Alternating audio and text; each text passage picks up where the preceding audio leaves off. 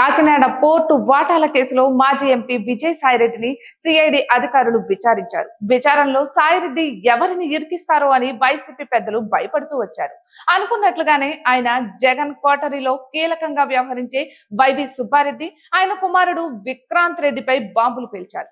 Port వ్యవహారంలో కీలక పాత్ర విక్రాంత్ రెడ్డిదే అని విచారణలో వెల్లడించినట్లు సాయిరెడ్డి స్వయంగా చెప్పడం విశేషం. ఇక ఆ క్రమంలో విచారణ తర్వాత ఆయన జగన్ భవిష్యత్తుపై చేసిన వ్యాఖ్యలు, జగన్ కోటరీని టార్గెట్ చేసిన తీరు వైసీపీ వర్గాల్లో కలకలం రేపుతున్నాయి.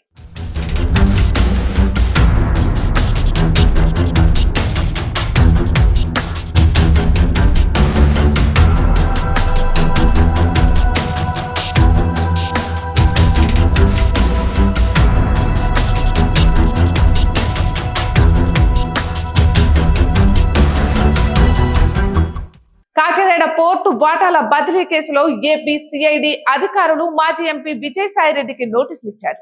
నోటీసులో పేర్కొన్న ప్రకారం విజయవాడ సిఐడి రీజనల్ కార్యాలయంలో సాయిరెడ్డి విచారణకు హాజరయ్యారు. కాకినాడ పోర్టులో వాటాను బలవంతంగా రాయించుకున్న వ్యవహారంపై విజయసాయిపై కేసు నమోదు చేశారు. అప్పుడు వాటాల్లో పాత్రదారులు, సూత్రధారులపై విజయసాయిరెడ్డిని సిఐడి అధికారులు ప్రశ్నించారు. సిఐడి కార్యాలయంలోకి విజయసాయిరెడ్డి మినహా ఇంకా ఎవరిని అధికారులు లోపలికి అనుమతించలేదు.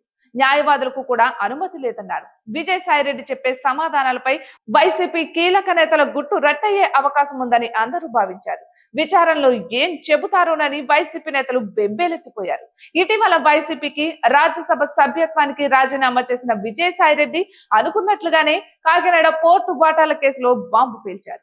Kakinada sea port private limited అధిపతి కేవీ రావును బెదిరించి అక్రమంగా వాటాలను తీసుకున్నారన్న అభియోగాలతో విజయసాయిపై కేసు నమోదైంది.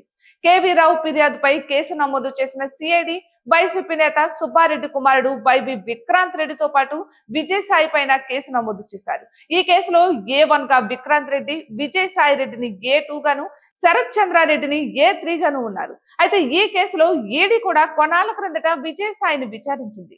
తాజాగా సిఐడి విచారణలో కేవీ రావుతో వైవి సుబ్బారెడ్డికి ఉన్న సాన్నిహిత్యాన్ని వివరించారు. వైవి విక్రాంత్ రెడ్డిని కేవీ రావుకు తాను పరిచయం చేశానని వస్తున్న ఆరోపణలో నిజం లేదని, ఈ కేసులో కర్త, కర్మ, క్రియ విక్రాంత్ రెడ్డినని తేల్చి చెప్పేశారు. ఇక ఈ విషయాన్ని విచారణ తర్వాత సాయిరెడ్డి స్వయంగా మీడియాకు వివరించి వైసీపీ నేతల్ని ఉలిక్కి పడేలా చేశారు. జగన్ అధికారంలోకి వచ్చిన తొలి నాళ్లలో కూడా విజయసాయిరెడ్డి వైసీపీలో నెంబర్ 2 గా వెలుగొందారు. పార్టీతో పాటు ప్రభుత్వ వ్యవహారాల్లో కూడా చక్రం తిప్పారు. అయితే ఎప్పుడైతే సజ్జల రామకృష్ణారెడ్డి ప్రాధాన్యత పెరిగిందో జగన్ ఆయన్ని పక్కన పెడుతూ వచ్చారు. సజ్జలతో పాటు వైవి సుబ్బారెడ్డి, పెద్దిరెడ్డి రామచంద్రారెడ్డిల మాటే జగన్ దగ్గర చెల్లుబాటు అయ్యేదన్నారు. ఇక ఆ ముగ్గురే జగన్ కోటరీలో ఫోకస్ అయ్యారు. ఈ క్రమంలో కాకినాడ పోర్టు వాటాల కేసులో వైవి సుబ్బారెడ్డిని డైరెక్ట్ గా ఇరికిస్తున్న విజయసాయిరెడ్డి జగన్ కోటరీని ఆ స్థాయిలో టార్గెట్ చేస్తుండడం వైసీపీ వర్గాల్లో తీవ్ర చర్చనీయాంశంగా మారింది.